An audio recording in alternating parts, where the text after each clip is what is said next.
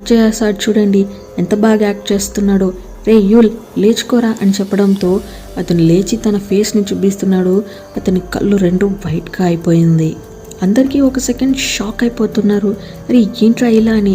And next సెకండ్కే ఆ you'll అన్న అబ్బాయి తన తలని నేలకేసి డమ్ము డమ్మని గుద్దుతున్నాడు. ఇలా చేస్తున్న అతన్ని స్టాప్ చేయాలా అని చూస్తే కూడా వాడు కంట్రోల్ అవ్వడం లేదు. లాస్ట్కి అక్కడ నుంచి పరిగెత్తి అక్కడ ఒక విండో గ్లాస్ ఉంది, దాన్ని పగలగొట్టుకొని కింద పడి చనిపోతున్నాడు. స్టూడెంట్స్ అయితే ఒక సెకండ్ స్టన్ అయిపోయి నిల్చుకున్నారు.